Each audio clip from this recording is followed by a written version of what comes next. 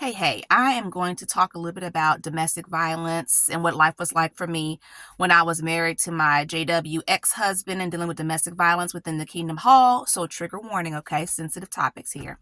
So I want to start off today's conversation by saying, it's so horrible and terrible to make a woman feel like she's being abused because she's not going out and field service enough or not praying enough. For example, I was told that if I pioneered, the domestic violence would stop. So early in my marriage, I started to regular auxiliary pioneer, which means go down in the ministry 50 hours a month with the hope that the domestic violence would stop. Like, hey, if you go out and field service more, he gonna stop strangling you. Like, if you go out and field service more, he's not gonna push you into a wall so hard that it leaves a hole because your head hit the wall. Like, if you go out and field service, that's gonna stop. How unfair to make people feel like that. So, of course, that's not true. That is not true. And even when I came back, that first assembly after being inactive, it was so upsetting to me because there was a part on the assembly that dealt with like anger management, and it made you feel like, oh, this person had this anger management issue and he became a witness, he got baptized, and then he was peaceful.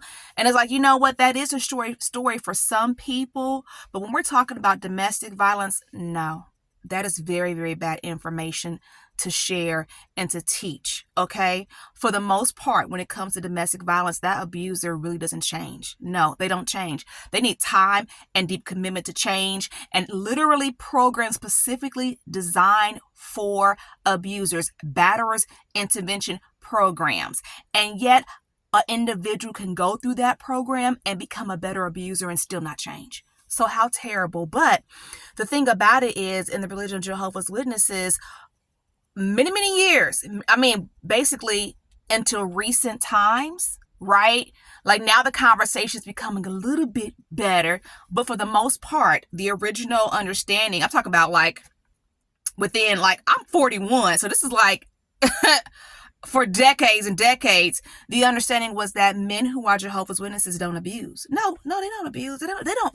Worldly people do that. Christendom does that. Men who are baptized witnesses do not abuse a wife. That's not true at all.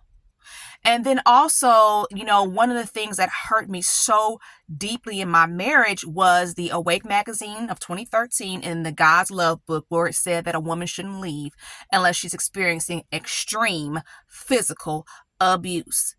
Well, to my JW ex, he told me that I didn't have a right to divorce him because he never put me in the hospital. And that is extreme physical abuse. Really? Hey, I am Myra Cassidy, empowerment coach, religious trauma specialist, speaker, writer, author, and you're watching Sisters Living with Religious Trauma Syndrome. What is this about? This is about me trying to raise awareness to a horrible mental health epidemic, that of religious trauma, because unfortunately I have religious trauma syndrome, and it is terrible how a person suffers, not even understanding that there's roots that come from the suffering in religion. So I am raising awareness. Now, I'm a coach. I am not a therapist. So this is not to be taken as therapy. This is for informational purposes. I'm a coach, okay? And I do not represent the Worldwide Association of Jehovah's Witnesses. And another thing that I've learned since I've done this channel in September, I got to let people know that, yes, I am an active witness. And I know that's super confusing for a lot of people. What that looks like for me is that I don't go to the hall because I will get triggered, right? I can't walk into my trigger. It's unhealthy, right? It's too triggering. It has become a traumatic place for me, unfortunately. So I worship at home. There's many different pathways that an individual can choose when they've experienced religious trauma syndrome. And my pathway is called Hold On to Your Faith and Drop the Religion. And that's my personal pathway. However, as a coach, I teach all pathways. So definitely I do offer one-on-one coaching services. So you could actually text me 317-620-1592 about that, or email me at Myra at myracassidy.com. okay? Check out my website. myracassidy.com is my website. And don't forget about my specific Facebook group for sisters living with religious trauma syndrome. It's a private Facebook support group for sisters who identify as Jehovah's Witnesses who are dealing with religious trauma or this anxiety, this depression, these feelings, and you don't really know, you can't really understand it. All you know, I've described it before, is that when you think about the Kingdom Hall, you just go, I can't. Or maybe you can't pick up the watchtower, or maybe just you could only worship on Zoom, and being around people at the Kingdom Hall is just too much and too upsetting. It's a spectrum. So I have a private Facebook group specifically for that community. So definitely check it out, okay? It's a Facebook group, Sisters Living with Religious Trauma Syndrome. And it's like JW, Sisters Living with Religious Trauma Syndrome. But also I built another community because as I've been doing this, I've learned what the need is in this space. So actually, I also have my Skool community, Skool.com/MRTS community for anyone else who's interested in how religious trauma affects Jehovah's Witnesses. And it's for anybody to sign up for that membership and join at only $15 a month. So all that information is below. So check it out. And don't forget to please subscribe to this channel. Subscribe, because apparently I'm doing something right, because I'm getting ads placed on the content, but not getting paid for the ads, because you got to have 1,000 subscribers first before you can get paid. So looking for your support in that too. And let's get back on topic. I talked a lot about all my services, didn't I? So what I wanted to share is that, the Awake magazine of 2013 was very, very upsetting for me. I had just gone, I had been back. I left and came back and had been back for like a year, right? And that magazine came out, right? And my ex right there after first of all, the Awake magazine of 2013 is green. It got a woman on the front, talks about domestic violence. And what it does is it gives the illustration of this couple where the man was abusing the wife. He was abusing her so bad that he pistol whipped her and he pulled a knife out on their son. And what happens in this magazine is they say that he started to study with Jehovah's Witnesses and he stopped being violent. Well, okay, that's his personal experience. Okay, we're not going to refute that. Okay, but however, that is absolutely irresponsible information to publish and to print and to share with the world, because women are dying. Women are dying in situations of domestic violence. Did we hear a watchtower being printed about the woman and the man who, I should have brought it with me. I'm going off the top of my head, but literally on the Kingdom Hall parking lot, the brother, or we're going to say affiliated with the hall, the way the article comes up, he literally on the parking lot, on the property of the Kingdom Hall, he killed his wife and killed himself.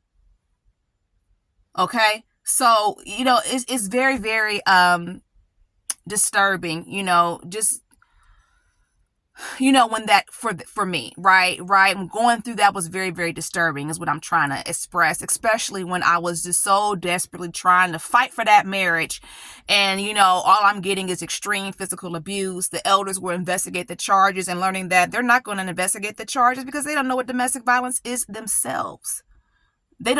They choose not to be educated about the cycle of domestic violence. You know what I mean? A situation would go down. I report it to the elders, and you don't think that those same elders you've been reporting stuff to, they don't have to testify for you. The law protects them from having to testify. They don't testify for you. So if it ends up being a situation where you're going through divorce or whatever, they free. Then no, we don't get involved. So then why am I reporting this to you anyway? You're not disfellowshipping him. You're not investigating the charges. It seems like I'm the only one who's being hit with consequences. So how terrible to be in that situation. How terrible. So what I will share with you, the question that I had today is, do Jehovah's Witnesses have the secret to family life? Remember that book we grew up studying? Well, I'm 41, right? So people who are my age and older, right? There was a Secrets of Family Happiness book. It was blue. And then we had to study it together as a community worldwide, right? Week by week for about a year. And then it came back as a softback and we had to do it again. So, I'm not answering the question. I'm just asking it. Do Jehovah's Witnesses have the secret to a family happiness? Because that's what we place in the community. That's what we grew up studying, right? So wouldn't there be all these happy marriages within the Kingdom Hall? Is that the case? I mean, you have qualitative data and quantitative data. I mean, I would say from qualitative data, maybe not. Quantitative data, I mean, when we want to look at it, definitely, there's an article by the Varga Law Group from 2020 that says that Jehovah's Witnesses have a divorce rate of 1%. Whoa, that sounds so like super wonderful. But then you look at, okay, out of the people who are married, are they happy? Or are they just suffering to the new system? They're just suffering. They're so unhappy and just suffering to the new system. I'll pull off of that because, you go through healing. Even though I was in this horrible situation, right? The hope was that he would change. He did not, right? I went through a whole lot of stuff. But also there was still the grieving process that you naturally have to go through no matter what. This is someone who I was with, I had 3 kids with, was with, over 20 years, whatever. So long story short, there was an elder who told me, about my situation. I'm, grieving or whatever. And he's like, well, you got out, sister. You got out. There's a lot of women who can't get out. You know how they get out? Death. Death is how they get out. Like the husband dies. So be grateful you got out. And, I thought about that. And you go, oh, okay. Well, when you go, what? What? That's terrible.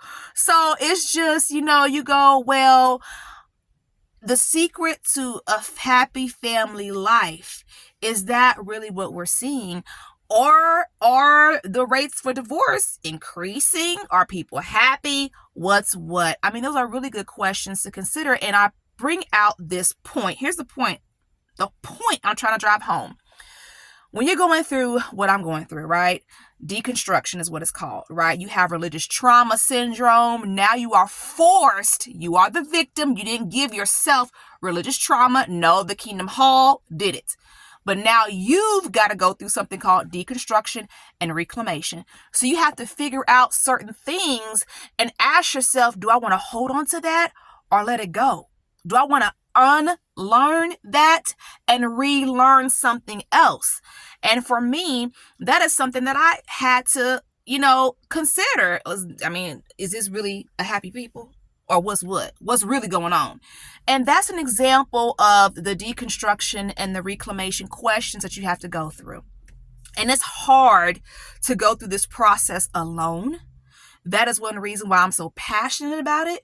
That's one reason why I built this platform. That's one reason why I have the private Facebook group for witnesses, for sisters who identify as Jehovah's Witnesses, and the Skool community, because I can see how there's different divisions. That's also why I coach active witnesses, inactive witnesses, disfellowship, and exJWs, because I understand just this broad difference of situations and what could occur in my coaching business. So definitely, if you're interested in one-on-one coaching, reach out to me. And yes, now since I've been doing this, brothers have reached out to me like, hey, we need help too. It's just not the sisters. So I do primarily focus on women, but I am open to coaching men too. So that's just an example of just how difficult it is to really sit with certain things and go, is this supposed to be true or is it true? What do you think? Do Jehovah's Witnesses have the secret to a happy family life? What's been your experience? I'm going to get on out of here. So, hey, what am I going to ask? What am I going to say? Oh, my closing. Heal yourself. Heal your children. That's not the way my closing goes. It goes protect yourself, protect your children, and heal correctly. I'll say that again. Protect yourself, protect your children, and heal correctly. One day I'm a girl and I'm going to have a studio and we're going to laugh about these videos that I couldn't edit in. All right. Talk to you later.